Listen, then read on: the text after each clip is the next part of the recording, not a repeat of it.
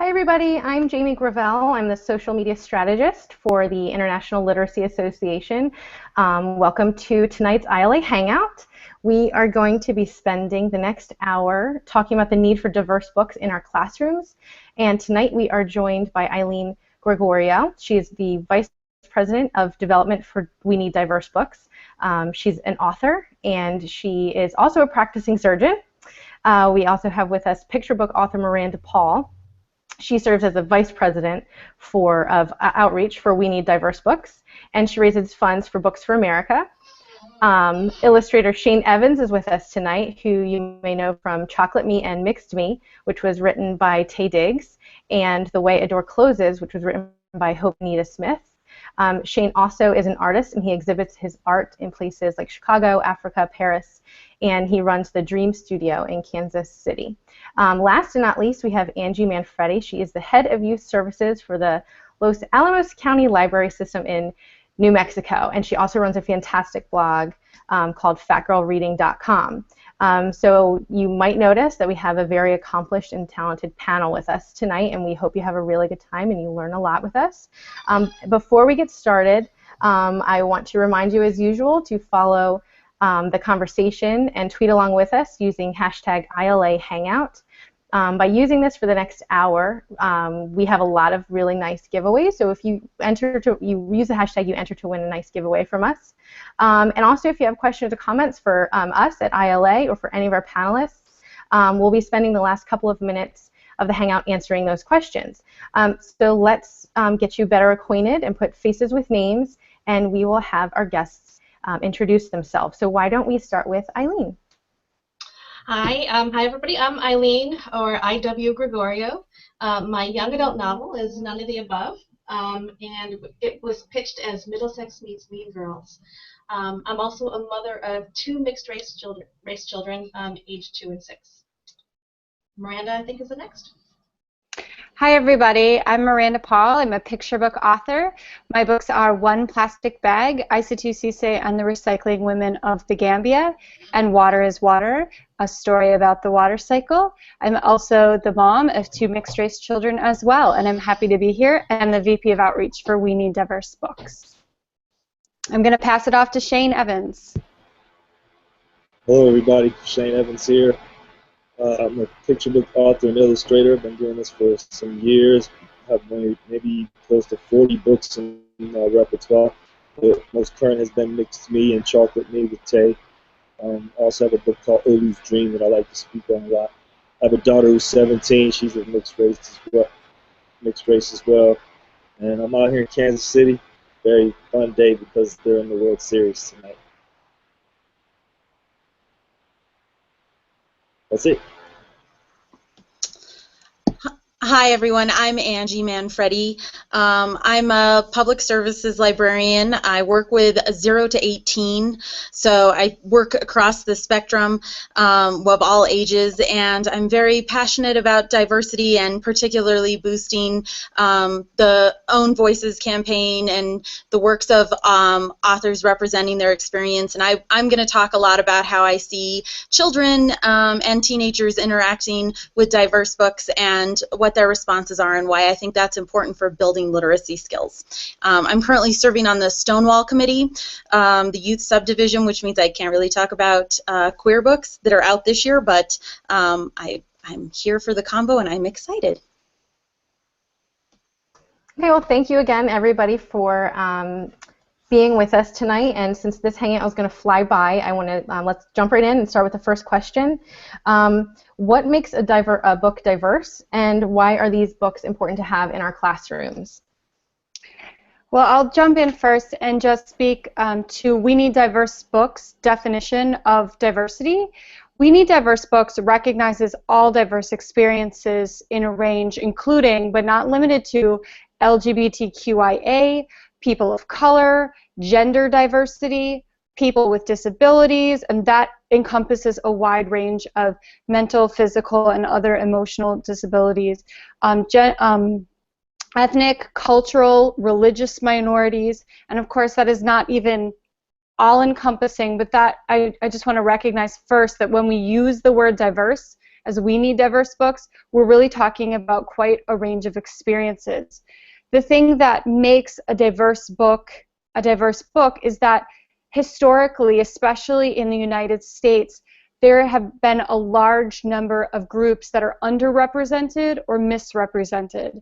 And diverse books are those that are the opposite in terms of they're representing what historically or culturally has not been authentically represented in the past. So it will have a main character from one of these groups, or a book could also be written by an author or from an author-illustrator who is from one of these backgrounds or groups, because as we know in this day and age, that the author photo, the author bio, and the school visits are an integral part of reading, the interaction with the author. So diverse books, but also looking at the authorship of those diverse books is important right now in our current climate.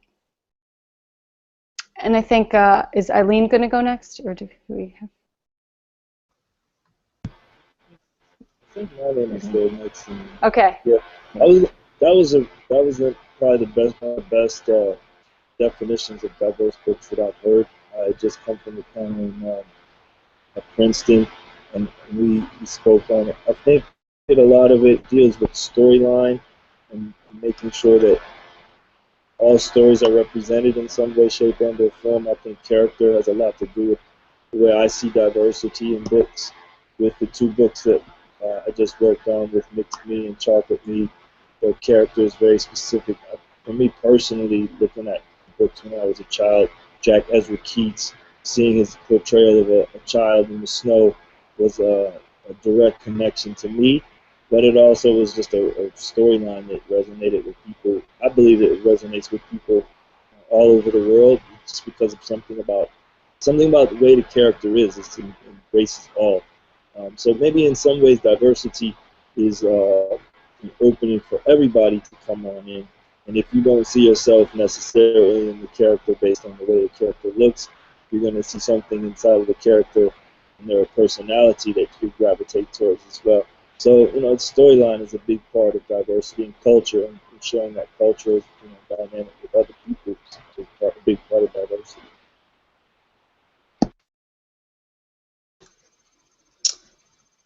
I agree with both those things. And I think, too, one of the things, an author that I really admire is Daniel Jose Older. He wrote Shadow Shaper. And one of the things he says is that diversity is actually reality. So to me, what makes a book diverse is that it reflects the world that we live in. And if you have books that do not have characters from a wide socioeconomic, racial, religious ability, if you don't have characters like that in books, you're not telling the truth. And so to me, a book that is diverse is a book that tells the truth about the world that we live in. And that's a world where everybody's story is not the same, and everybody is not on the exact same, representation scale. So diversity is honesty. Diversity is truth, diversity is reality, and that's why they're important in our classrooms and in our libraries, because if we do not have those, we are lying to the children and teenagers that we serve. And so to me, that it's that simple. It's all this buzzwords, where did it come from? All of that is echo chamber stuff, and it matters because it's the truth, and that's what we owe children. We owe children the truth. Absolutely. I mean, I think that in the old days they used to subscribe to the idea that diversity is something that is diverse when it doesn't fit into the dominant paradigm, when in fact these days diversity is the dominant paradigm. And I think that that's why it's so important, because like the people who function at the highest level in our society, who excel, they basically excel at the ability to see the world through other people's eyes. And I mean, our world being more global than ever, I mean, we're doing our children a disservice if we're not exposing them to a breadth of experiences, orientations, abilities.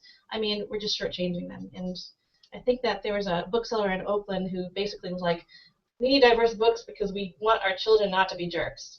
So.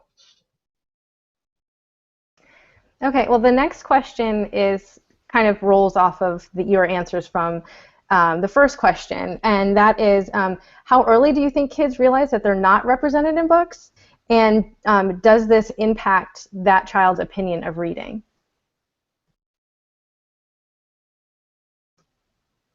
Shane, what do you think? I think that's such a challenging question. I was with the youngest group of students I had ever been with, again, just this past week in Princeton. And in the same room, I had adults. So it was a combination of, preschool children, and 60-year-olds, a whole wide range. And so I'm not sure when you realize it, because you could realize it at 2, but you might not have really an impact that's felt until you're 10 or until you're 30 or something like that. So it's a tough question. I think it may be more impactful to say that I recognize the character maybe the first time, instead of being negated from that first time you recognize the character. I look at Max from Where the Wild Things Are, and somehow I saw myself in him. He was a little bit tanner than, this idea of what white or black is. He was just Max. So, I mean, I'm not sure. I'm saying it could be as early as 2 or 3 years old, though, but the impact probably is a long-lasting impact. To not see yourself, and then once you do see it, that impact is a big, giant reverse.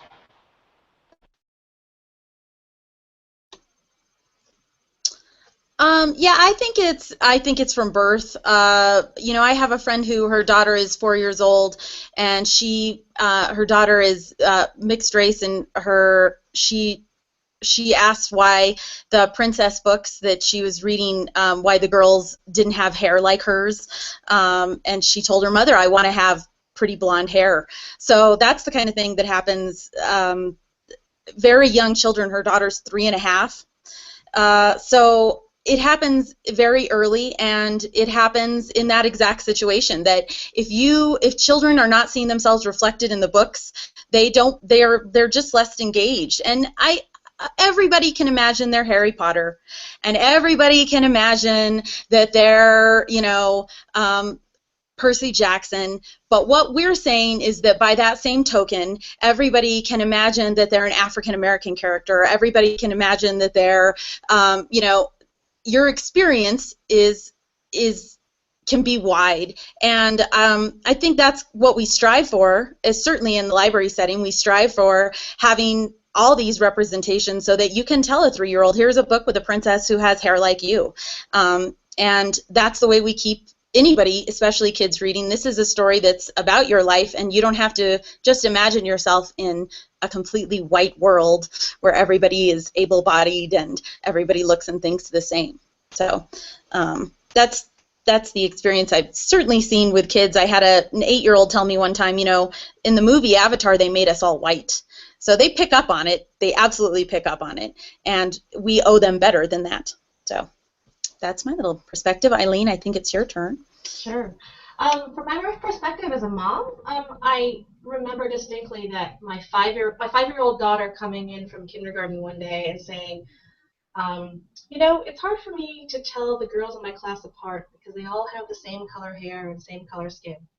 And so I live in, sort of Pennsylvania, the part of Pennsylvania in between Philly and Pittsburgh, which is fairly conservative, fairly homogenous, and I was just shocked because you don't really think of your 5-year-old as having that view of race, but there is a body of literature that I'm going to hopefully tweet about at some point today about how early kids pick up on latent racism and the really subtle microaggressions that you can experience in the world. And on the flip side, the recognition of yourself in the books is invaluable. It's firstbook.org, I think. They actually have statistics about how kids are more enthusiastic about reading when they see themselves in books. And from my own experience, my daughter has always been a very avid reader, and she's an omnivore. She'll read anything. But I remember when the sort of delight she felt when we read Grace Lane's Dumpling Days, and when they talked about Pacey's Ama Nagong, and she said, I have an Ama Nagong. And it was just this connection to the material that helped with her, that obviously helps with comprehension, but also with your overall enjoyment of the text. And, that delight, and also the delight in being able to share that experiences with her other friends, because, reading is a communal activity, right? That's an amazing thing to observe. And Miranda's next. Yeah, I will also agree, especially in my own household. It's pretty young that kids begin to recognize if they're not being represented, whether that's in their classroom or in books, looking at the large canon of books that they're exposed to. My daughter was also 5 when she had an experience coming home from school in that their teacher was making an attempt to introduce multicultural books to them in the classroom. All of the books featuring African American characters were slaves, and they were all set in history. And she came home as a 5-year-old in tears, thinking that the only way she was ever going to see herself reflected in books was in chains or in a sad story that wasn't fun to read. And so we went out and we read, some Lottie Paris books, and she said, I want more books with girls with big hair like me. And so we made it a point to get some fun books like that to counteract that, because once she started seeing the other books, she got more of a complete picture about what is available in books. And so I think that's something to pay attention to, is not just, hey, here's a book with a kid that looks like you, but giving kids a number of books with kids that look like them, and giving other kids a number of books with kids that don't look like them, because there's more than one story. There's not just the one Chinese multicultural book that every teacher should assign and the one African American book. That's not the way to sort of represent different cultures, different experiences, is to find one book or one or two books. Really, we need to be integrating them all the time and not just separating them out as multicultural books as well. When my son first saw the illustrations for Water is Water, it is a book that is not about race or about culture. It's about 2 kids playing over the course of the year, and about the water that moves and changes around them. But when he saw that it was a biracial family that looked exactly like ours, he said, that's me, I'm in a book. And he was 4 when he first saw the sketches, and he was so excited. He went around just holding the copy, it was a printed out copy at that time, of the sketches for the book, and he was just so excited to see that he was in a book, and it was him. He was sure of it. And that was exciting for me, but also a little bit bittersweet, because it was the first time he had felt it was him in a book. And I know that I had that feeling at a very young age multiple times. And I want every kid to feel that they can be that character in a book multiple times. Every kid should get that opportunity when they're young. That was a really good answer. Thank you, Miranda. Now that we are just about halfway through this Hangout, I want to just remind everybody again that tweet along with us using hashtag ILA Hangout. At the end of the conversation, we will be choosing the winners of our Hangout giveaway. Now let's move on to our next question, and that is, in the diverse books community, the term window book is often used. And what does this mean, and why do you think that they're so important? Hi. So the first thing I want to acknowledge before we answer this question, that term was coined by an African-American scholar named Dr. Rudine Sims Bishop. She is a professor of children's literature. She is an extraordinarily important figure in our field.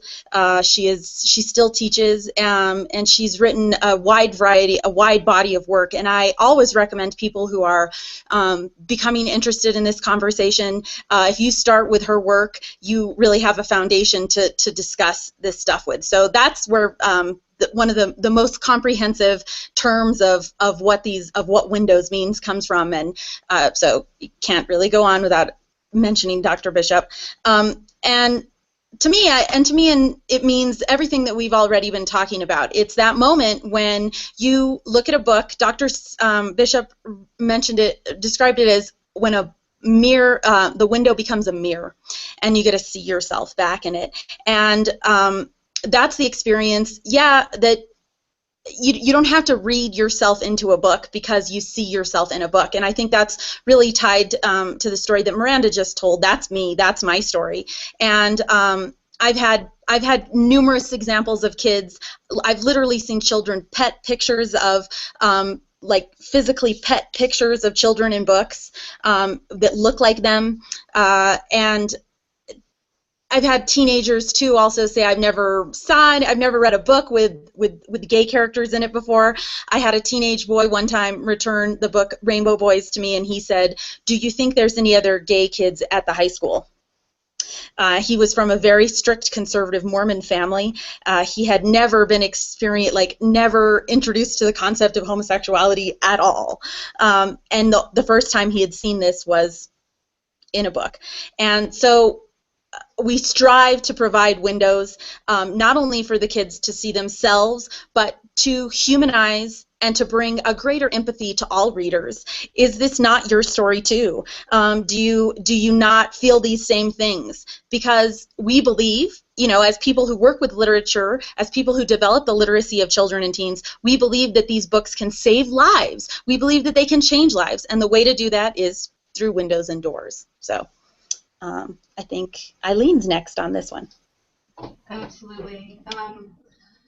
I've always thought that window books are just books that tap into a sense of empathy and that give you that aha feeling. And I like to describe window books as books that just make you so invested in a character's world that when you meet someone in real life with similar experiences, you experience a flash of recognition and kinship, rather than saying, oh, that person's so different from me.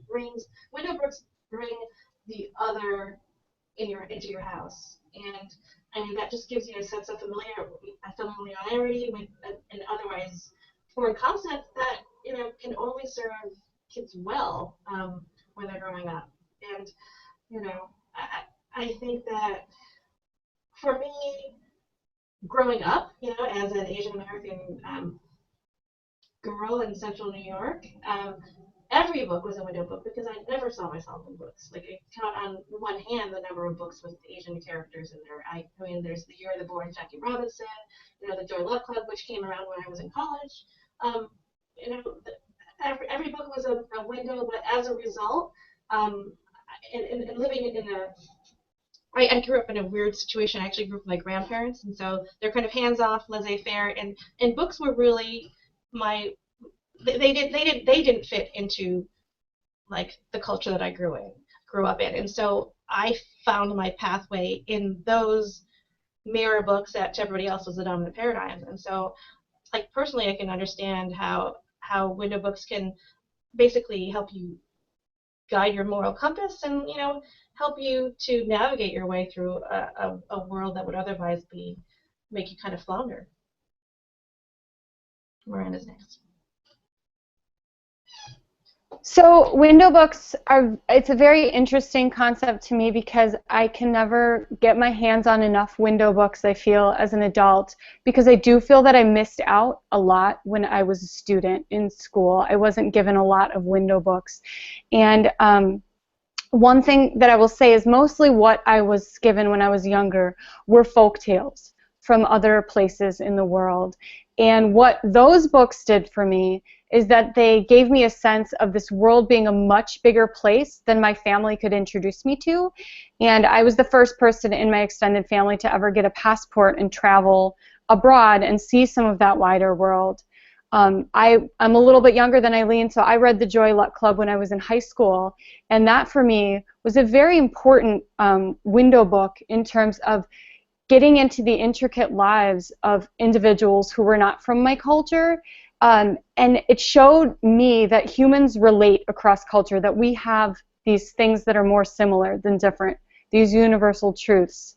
But I will say that some of the books given to me that quote-unquote were maybe window books or what was called multicultural literature at that time, I know some people still use that word, is that it's important that we're giving kids these days, that we're really thinking about the window books we're presenting, that they are updated, that they are vetted or written by members of that community being depicted in that book, because some of the books that I read as window books actually gave me a false sense of what a particular place or a particular community was like, even some of them perpetuating stereotypes. And so one thing that is important is to, when you're given a window, is that it really is a window into a contemporary culture or a rounded experience. One thing that I loved, especially as a teenager and as a college student, reading either dystopians or science fiction fantasies. And when after living in West Africa, coming across Nnedi Okorafor's book, The Shadow Speaker, it opened up worlds for me that I could share with my students in West Africa, but also students here, to have, like a science fiction, a dystopia set in West Africa. It's an amazing window to give a kid who loves science fiction fantasy that's mostly rooted in sort of a dominant culture or Western culture, to give them that sort of book set in another or based in another culture.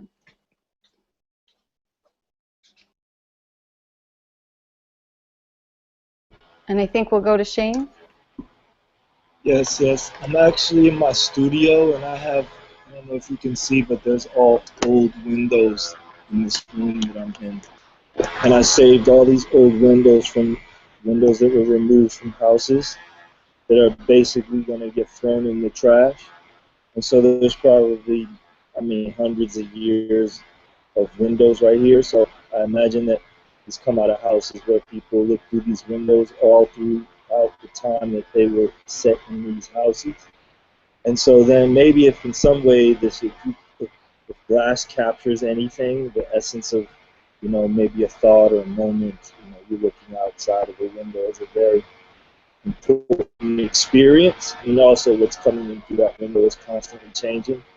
I'm picking up Olu's Dream right here, which to me is like a very window-based book. There's even a scene where in the beginning and the end, there's a window in the child's room. And this book is really based around like opening the child's imagination. It happens to be that the child is it's a curly-haired brown child, which is important to me, but this is very much a window experience from my own perspective, as well as mixed me. And I think that it's important for children to understand that they create these windows because some windows don't exist yet inside of the literary world. And if they do exist, they're traded, like these old windows. Like, I'm not going to let these things perish because they're valuable. Like, a piece of glass is a very valuable commodity right now. And I think that the idea of a window book is a very valuable commodity as well. I was floored by the fact that Harriet Tubman wrote her own story, and then also that there was thousands and thousands of copies of that book. So, understanding those days and times, thousands of copies that were sold likely went to people that looked like Harriet. So I think it's an important endeavor to recognize that it's like the soul of a window book, because it's something that lives on beyond any kind of obstacles or things that are going on in society. Window books tend to cut through all the nonsense and get to the heart of where it needs to be, which is usually all of us. Great, thank you. One last reminder that we are taking questions via Twitter, so please log on and use the hashtag ILA Hangout. We will get into one more question with our panelists, and that is, if you haven't already answered this already, what is the one book that changed your perspective of our world and why? Right. So as I mentioned, I grew up in Pennsylvania, very conservative, very Republican.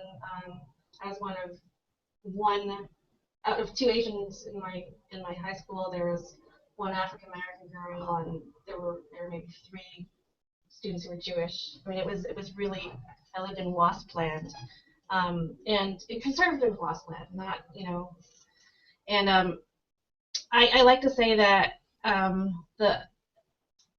met my first the first gay person I ever met was in a book, and that book was Mercedes Lackey's Magic's Pawn. And it's an interesting mirror book for me because it shows that mirror books can come in all different shapes and forms. And in this case, this was a fantasy book. I was a total fantasy nerd when I grew up. I didn't really read any contemporary literature at a certain point at all. And I read Mercedes Lackey's second series just sort of blindly, not really even knowing what it was about, because I was so taken by her first series, and I loved her books, and I just would follow her anywhere. And I didn't realize until I was about 3 chapters into the book that the main character was gay. And I remember, I grew up in a very conservative place and time where the word gay was a slur, where it just wasn't something that I even recognized as an idea, as a way of living, until I was like well into middle school. And to suddenly find myself invested in this book, invested in a character that I felt so deeply about, it just single-handedly erased any sort of latent homophobia I might have. And I wouldn't even say that I was homophobic. I felt I had any homophobia that was conscious. It was just latent. It was just completely instilled for me, culturally. And from then on, it was like after that book, I was an ally. And you might even say that is sort of the groundwork which set me onto the path of ultimately writing a book where I have promotional buttons saying I hurt my gonads. So I think that for me that book has always been the book that really opened my eyes to a way of living and a way of loving that I never had even conceived about. And Miranda's next. So I can't choose one book because that would just be impossible. So if I can cheat a little bit, I do want to say that I.W. Gregorio's None of the Above and Bridget Birdsall's Double Exposure, both of which I recently read as an adult, have changed the way that I think also about and what I know about what it means to be intersex or transgendered. And I think that growing up, and I grew up in a similar situation as Eileen, is that many of the words used in the book were slurs used either in my household or in my school community. There's still a very large lack of understanding, and those books, had they been around when I was in high school, and I did have gay friends, which is a separate issue, it would have changed a lot of how I felt empowered to do something versus just keep my friends' secrets and how we don't, we kind of just don't talk about that.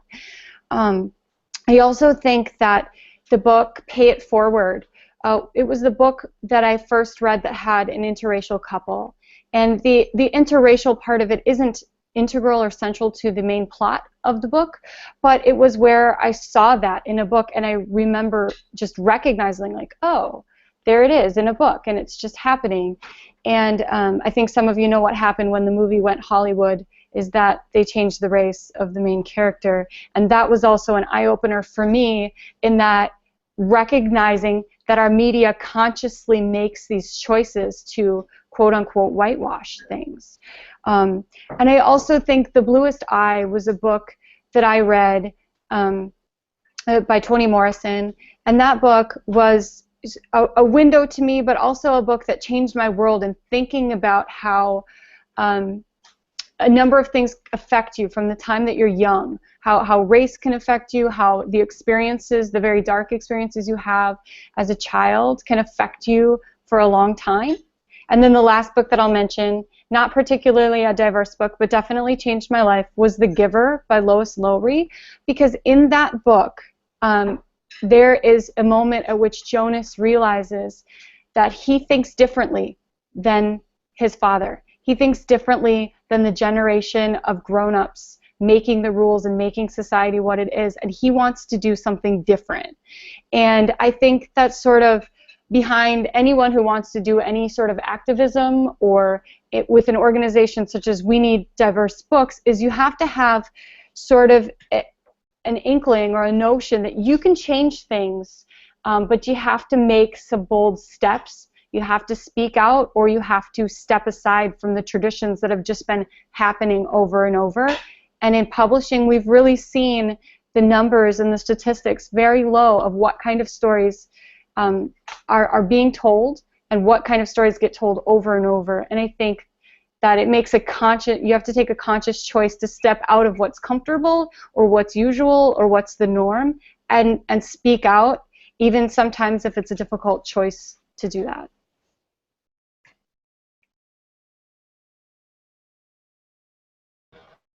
I think for me, the autobiography of Malcolm X had a big impact on me. Maybe just this stage of my life where, I mean, in some kind of naive way, I just didn't realize that I could hear the voice of someone like him for real in a book. And so that when I picked it up and started marching through his story, I connected with it very accurately.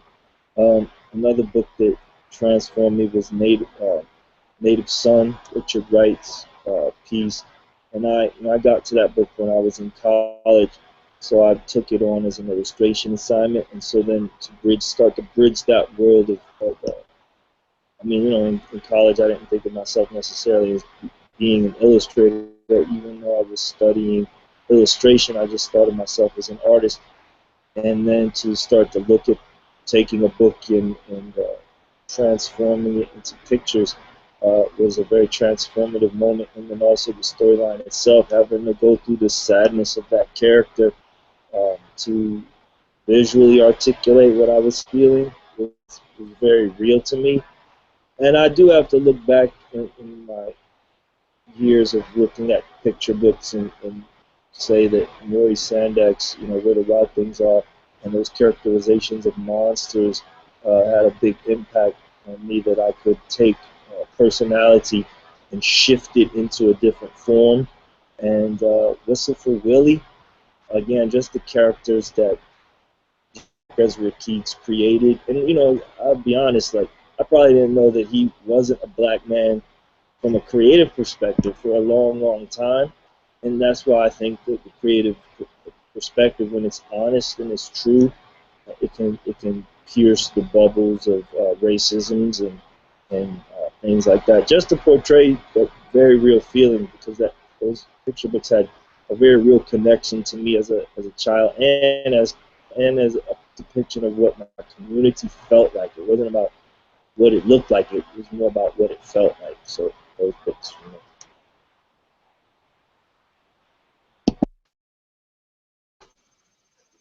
For me, let's see. Okay. For me, it was Scorpions by Walter Dean Myers, which I read when I was in 7th grade. It was assigned as a school assignment, and when I saw the book, I was so angry because it had boys on the cover. I didn't care what color they were. I was just mad that there were boys on the cover, and I did not read books that had boys in them. But it was part of this school assignment that I was in, and it changed my life. So I say all the time, Walter D. Myers is the reason I'm a librarian. He's the reason I do what I do. I grew up in a small town, but there was a huge population of Hispanic kids. I grew up with a lot of Hispanic kids because I'm from New Mexico, and there was Native kids, but I never really encountered any African Americans. And moreover than that, I had never encountered anybody in the city situation that was happening in Scorpions. And Scorpions is very much about a group of boys who are deciding what path they're going to take in their life, and moreover, what paths are open to them and which paths are systematically closed to them because of racism and inequality. There are factors that these boys cannot overcome on their own with their bootstraps, and it blew me away. I went home and I told my mother that I was going to grow up and marry Walter D. Myers, and my mom was like, well, he might be too old for you. And I was like, he couldn't be older than like 19, because no grown-up could ever know what it's like to be a kid this well. And of course, then I discovered he was considerably not 19. But that book, and from then on, I also told my mom I wanted to read more books with black characters in them. And so we went to the library and we got books by Rosa Guy and we got books by Mildred Taylor. And my mother worked consciously to try to bring that into my life. And when I was in high school, I also in 9th grade read Native Son, which was again assigned to me by a teacher, and that blew my mind too. That's the other book that when I read Native Son, I was so angry at America, and my mother says that I've been that angry since, which is okay, I think. And those are the two books that when I look back, they just really opened the world to me. And I told Walter D. Myers that when I met him when I was in college, and I cried, and he signed the copy that I've had since I was in 7th grade, and so that's my most cherished possession. And those are the two books that made me, I think, a big part of who I am today. And they also made me want to be a librarian. So Native Son was, Shane, I would like to see the illustrations. You should totally do that. I would like to see that. So. Okay, well, we have not been fortunate enough to get any questions tonight from Twitter, but we do have a couple of minutes left, so if anybody has any final thoughts they want to share, any tips on how to get involved with the We Need Diverse Books organization, if you have anything to share, I'd just like to open it up to you guys. Well, I will just say that those who are out there, maybe who are illustrators or artists or writers, especially if you have a diverse experience that you're trying to depict, We Need Diverse Books currently has a mentorship program open for applications. If you write picture books, young adult, middle grade, nonfiction for any age, or if you are an illustrator, you can be paired for a year with a mentor who will help you hone your craft, who will help answer your questions about how do you get into this industry, how do you make your work better, and that sort of thing. The applications are due October 31st, so that's Saturday, and the website for more information is weneeddiversebooks.org/aboutapply. About apply is all one word. So I'll just plug that, and I think Eileen has got some other things to add about We Need Diverse Books and being involved. Oh, well, first of all, I need to plug the mentorship program a bit more. Miranda spearheaded this, and she got an amazing group of mentors, including Newbery Honor-winning Margarita Engel, Nikki Grimes, Melinda Lowe, Patricia Ruby Powell, and Carolyn D. Flores. And so, I mean, it's just an incredible opportunity. We Need Diverse Books also has a number of other programs. We will be very soon announcing the winners of our Walter D. Myers grant program for unpublished writers, and for our award program, which is honoring a diverse book. We have a subscription to our mailing list on our website at the bottom, and I encourage you to do that because we're constantly rolling out new initiatives and new ways to get involved. I want to say it's an honor to be with you all here, and it's really amazing to see what you're doing with this effort. I look at everything that we're doing as a movement, and I think it's important to consider it a movement just because if we move one other person to be inspired to create or to offer up a voice to the world, that offers something pretty dramatic to the overall picture. It's sort of like a pebble in a calm pond, like that one stone will create a ripple, and that's the truth. And I think, I had come from this diversity panel at Princeton, and I had learned for the first time, I just didn't know about this book called The Brownies, I believe, and it was printed up in the early 1900s, and it was the first time that Langston Hughes was published as an 18-year-old, and so I'm imagining that for him to be motivated to continue to write, it took that first opportunity to be what we consider published in the early 1900s. Published was very different than it is today. We technically are publishing on a daily basis with Facebooks and social media. Maybe not in the same quality of experience as it relates to something printed on paper, and that is a unique experience. So, you know, I think we all, because we have this relationship with books, we're in a very unique we're in a very unique, opportune place to offer that to others, and usually it comes in the form of encouragement, but when it comes in the form of an offering of resources like money, I think it really does help channel the artist's experience into a reality that is going to be that stone that like creates the ripple. So I agree with everything you were doing. I think it's amazing. So I'm going to definitely be a proponent of putting that out there in the world too. So thank you.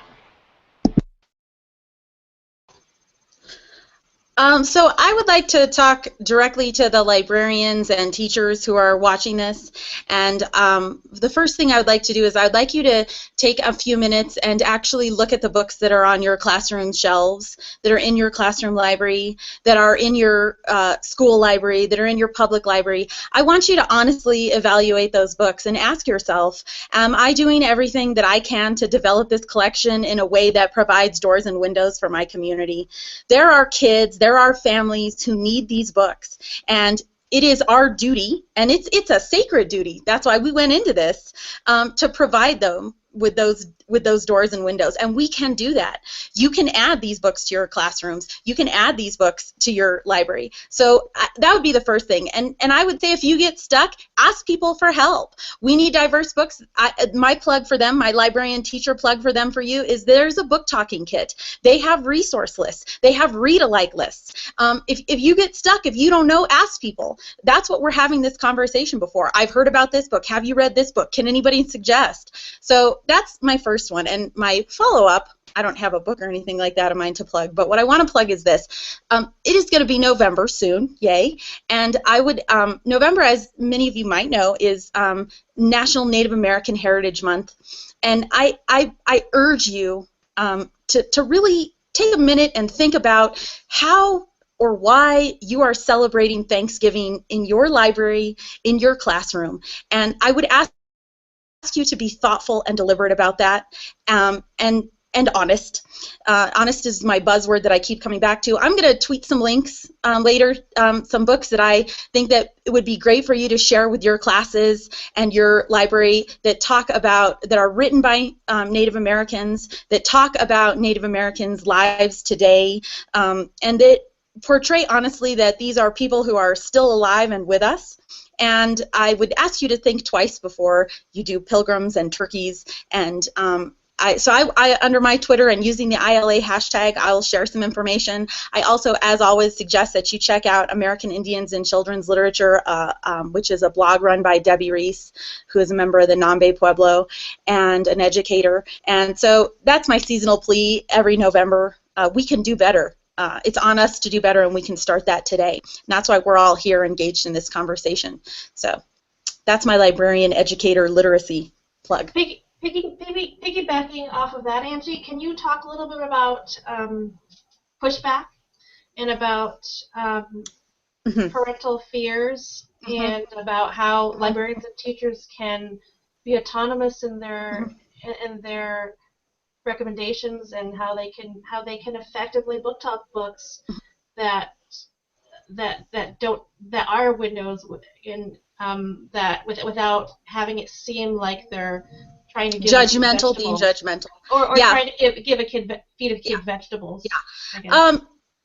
So one thing an example I always use, so Little House on the Prairie, which does in fact repeatedly contain the line, the only good Indian is a dead Indian. So every time I see that checking out, or I see a patron checking it out, I try to talk to them about the book The Birch Bark House by Louise Erdrich. And I try to say, oh, wow, you know, if you like that book, you should try this book out because they have a lot of things in common, and this one's from a Native American point of view at the same time. So when I talk to librarians and I talk to teachers about this, kids cue to us.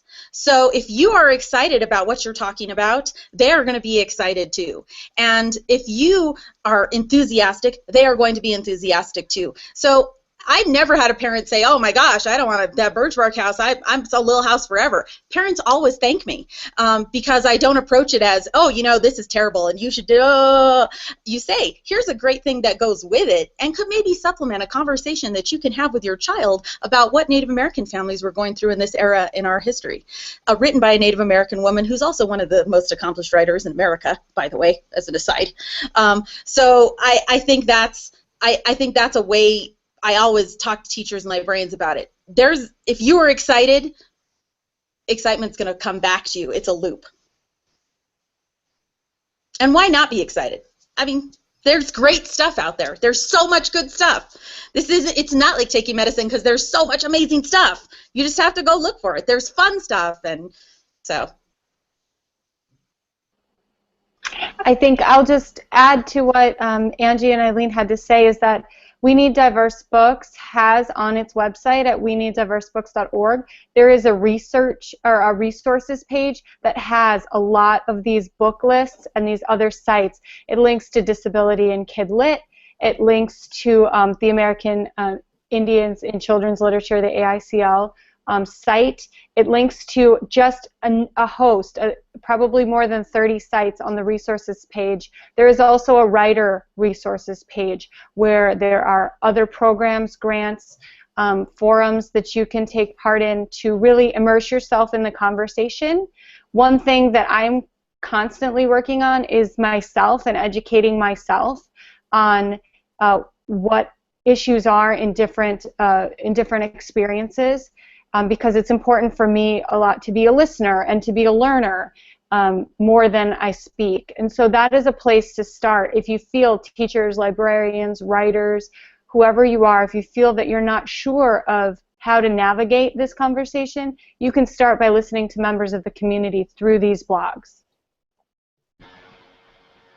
I wanted to add that, you know, I feel that there are times to sit down and there are times to stand up, and it's an ironic experience, and usually you associate certain ideas with, like, if you stand up, then that means there's something righteous to stand for. But I believe that Rosa Parks made a very dynamic statement by sitting down, and just what Angie was saying about her being upset, very angry actually, is what she used when she described her grieving her son. I think it's a healthy emotion that drives people to stand up at the right time and sit down at the right time. And I do recognize, and I'm sure all of us do, with media coming at us at such a rapid pace, and us having to be stewards of knowing what the right thing to do is at the right time. I think with the culture of handing a book over, it can broaden the perspective of someone who's very narrow. It's a rewarding experience for times to come, you know, because we are having to kind of fight through some pretty dramatic moments, and you know, I think as parents, we probably recognize that with sending our children out into this world. So, you know, what Miranda is saying also about refining oneself, we're constantly doing that, and I think we also have to be very responsible with our positions. I use the word RE, or think about the word RE a lot. We can reverse, we can reestablish, we can research, we can, you know, re-relate to, and I think we always have to do that on almost like a daily basis to just review where our stance is on something at a different perspective, and that does help the overall scheme of things.